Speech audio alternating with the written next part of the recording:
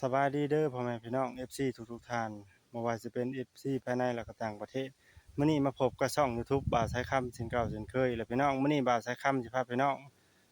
มาชมทิวทัศน์ภายห้วยหวาของบรรณชานเนาะพี่น้องบรรยากาศใกล้สิเที่ยงพี่น้องเอ้ยเป็นเดือน11สิหมดแล้วพี่น้องแต่ว่าฝนยังตกลงมาอยู่พี่น้องแต่ว่าน้ำนี่ขึ้นคือเก่าพี่น้องไหลทางแต่เก่านำบ่ขึ้นพี่น้องเดือน11เดือน12นี่มันแห้งนะพี่น้องแต่ตอนนี้ก็น้ำก็ยังเต็มพังอยู่พี่น้องเอ้ยงามๆพี่น้องเอ้ยภาพธรรมชาติของบ้านเขตบ้านชนบทของเฮาพี่น้องธรรมชาติพี่น้องเอ้ยฝากกดไลค์กดแชร์กดติดตามหน่อยเด้อพี่น้องเด้อก่อนสิเข้ารับชมคลิปไปพี่น้องไปรับชมภาพทิวทัศน์ธรรมชาติแม่น้ำลำธารนำกันพี่น้องไปพี่น้องไปนี่ก็จะเป็นภายห้วยหวาของบรรณชานเด้อพี่น้องเด้อน้ำเต็มพังพี่น้องเอ้ยน้ำเต็มพังพี่น้องอันนี้สิเป็นทางมันพี่น้องไปมาข่อยไปข่อยมาเด้อพี่น้องเด้อเพราะว่ามันวืดเข้ามามันเจือนนะพี่น้องโอ้มีปลาได้พี่น้องปลาจะว่าเพิ่นกะวางกั้นไว้ได้พี่น้องเอ้ยเพราะว่าเอาไว้เอ็นลงแบบงามมันนะพี่น้องงามที่ว่าอันปีหนึ่งลงเท่าหนึ่งนะพี่น้องเอ้ยเพิ่นเอาน่ะกั้งไว้เพิ่นเอาจังมากั้นไว้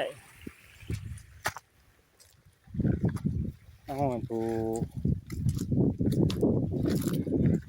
เอาตะหนังมากั้นไว้พี่น้องอันนี้ก็จะเป็นน้ำพี่น้องเอ้ยน้ำพายไว้ว่าเฮาพี่น้องเอ้ยงามๆบ่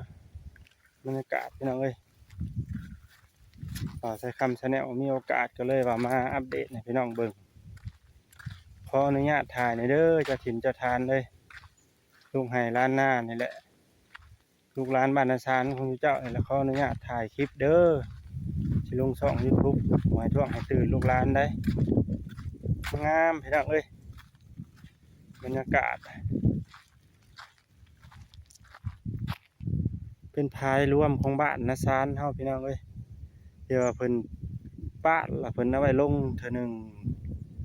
หลังว่าสงกรานต์นะพี่น้องสงกรานต์แต่ละปีเพิ่นต้องได้ลงเอามากปลาขึ้นมากินรวมนะพี่น้องอยู่เขตติดกับบ้านปลาไหลได้พี่น้องภายไว้ว่าของบรรณชานนั่นนี่แดนติดกับบ้านปลาไหลงามพี่น้องเอ้ยทางใต้นี่สิเป็นเนี่ยเด้อพี่น้องสิเป็นอันนาเขาเจ้า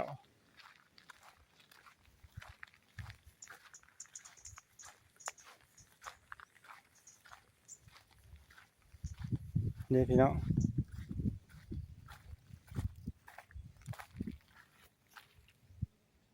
เลิกได้พี่น้องเอ้ยน้ำนี่3 โสคน4 โสคนเพื่อนพี่น้องเอ้ยน้ำเลิกได้พี่น้อง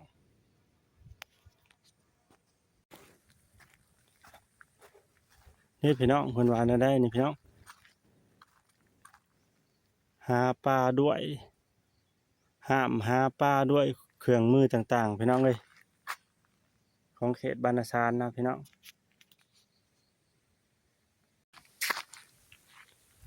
อันนี้จะเป็นทางพี่น้อง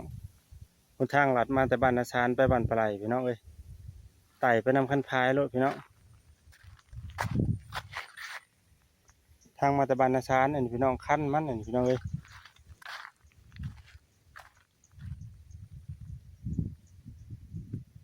ฝากกดไลค์กดแชร์กดติดตามช่อง YouTube บ่าวสายคำชาแนลเด้อพี่น้องเด้อสบายดีพี่น้องสบายดีขอปิดคลิปพี่น้อง